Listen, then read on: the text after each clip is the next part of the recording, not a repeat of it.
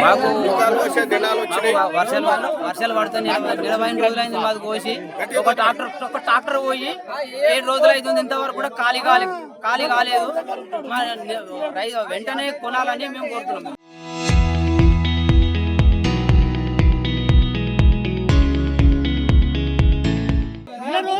నెల రోజులైంది మేము కుప్పలు పోసి 4 రోజులు అవుతుంది ఇంతవరకు కూడా కాల్ చేసుకున్నాం మళ్ళీ తుకాలు పోసే టైం వస్తుంది. రోజు 20వ తారీఖు రోజు వస్తుంది, వర్షాలు పడుతున్నాయి ఇంతవరకు ఖాళీ పరిస్థితి లేదు. ఎంఆర్ఓ రాలేడు, తహసీల్దార్ రాలేడు, విఆర్ఓ రాలేడు, ఎవ్వరు కూడా రాలేరు. వాళ్ళు అక్కడనే నిద్రపోతున్నారు, ఇక్కడ నిర్లక్ష్యం ఉంటారు. రైతులను పట్టించుకుంటే మానవుడు ఎవ్వరు లేడు. అధికారులు నిర్లక్ష్యం వల్లే దేశానికి అన్నం పెట్టేది రైతన్న. ఆ రైతన్న రాజు కదా, ఆ రాజు ఎక్కడ రాజు ఎక్కడ పోయిండు? జై జవాన్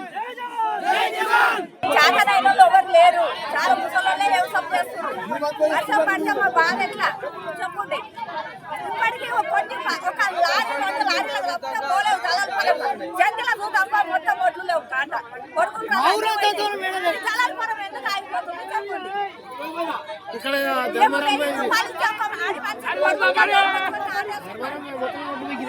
మనుషులు వస్తలేదు తెలుసా, మేము ఎంత కష్టపడుతున్నాం ఆడలో బాధలు తెలుస్తున్నాయి. వెయ్యిలు అంటే వెయ్యిలు పెడతాం, 1500 అంటే 1500 ఇస్తున్నాం. డాక్టర్లకు ఎన్ని పైసలు అంటే అన్ని పైసలు ఇస్తున్నాం.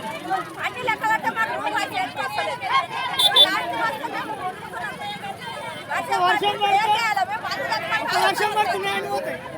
వర్షం పడితే మేము ఇప్పుడు మందు డబ్బలే చేతులు పట్టుకోవాలి. ఎడికెళ్ళి కడతారు. వచ్చే 10 రూపాయలు కూడా మాకు చేతి రాకపోతే ఎట్లా చేయాలి మేము చెప్పండి. గ్రామంలో మొత్తం 3 సీరియల్ నడుస్తుంది.